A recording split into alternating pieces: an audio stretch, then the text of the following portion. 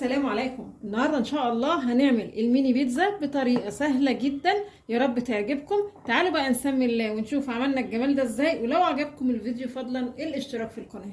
معايا هنا كيلو دقيق، هحط عليه كده حاجه زي ربع معلقه ملح، معلقه كبيره سكر، 3 معالق كبار لبن بودر، كيس خميره فوريه، كيس بيكنج باودر. واقلب المكونات دي مع بعض كويس قوي. وبعدين هشبع الدقيق بنص كوبايه زيت.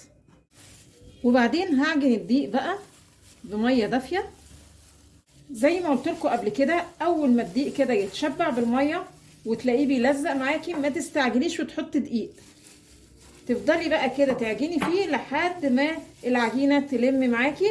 غالبا ما بيحتاج كيلو الدقيق 3 كوبايات ونص ميه دافيه. تمام قوي كده. بصوا العجينه طريه ازاي، وطبعا بتلزق حاجه بسيطه، هي مش بتلزق وتسيب ايديكي فيها عجين، لا بتلزق بس برضو بتسيب ايديكي نضيفه من غير عجين. خد معايا بالظبط 3 كوبايات ميه وربع. انا قلت لكم 3 ونص، بس المره دي الدقيق خد معايا 3 كوبايات وربع بس. هدهن بقى وش العجينه كده بلمعه زيت، وبعدين اغطي بقى العجينه كويس قوي. عبال العجين ما يخمر احضر هنا بقى حشوه الفراخ. معايا هنا معلقتين زيت، هضيف ليه بصل كده متخرط. هقلب في البصل كده لحد ما يدبل.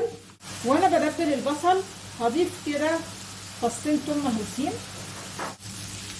بعد البصل ما دبل هضيف ليه بقى فلفل كده الوان. وانا بشوح الكلام الجميل ده هحط بقى البهارات، كمون وبابريكا وفلفل اسود. بعد كده هضيف صدور فراخ او اوراق فراخ تكون مفرومه. الحشوه خلاص كده استوت، انا بس غيرت الطاسه. هظبط الملح، اقلب بقى المكونات كده مع بعضها، ولازم الحشوه كده تبقى مفلفله مفيهاش اي سوائل. وبعدين اطفي على كده وتكون الحشوه معانا خلاص جاهزه. هجهز بقى الصلصه اللي هدهن بيها وش العجين. معايا هنا حوالي نص كيلو طماطم وبصلايه صغيره و3 4 فصوص توم مهروسين. هسيبهم كده مع بعض يستووا مع بعض كويس قوي. عشان اسهل كده التسويه ضفت نص كوبايه ميه.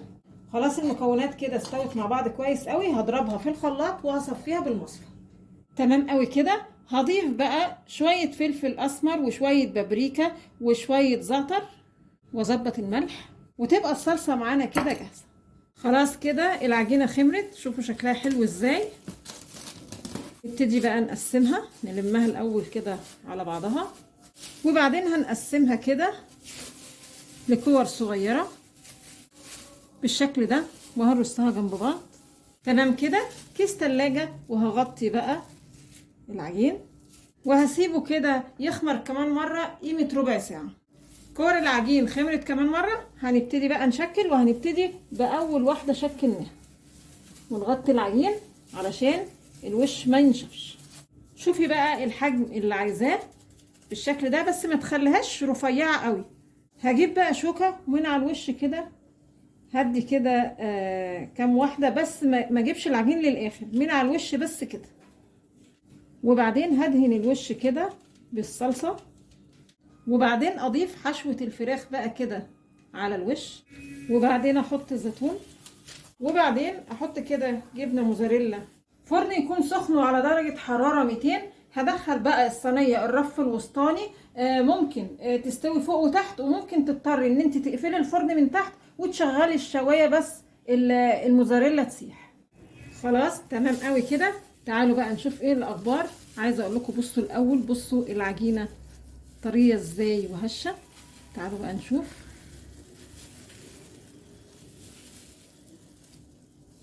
بصوا من جوه. يا رب النهارده وصفه الميني بيتزا تكون عجبتكم، وانتظرونا ان شاء الله بفيديو جديد.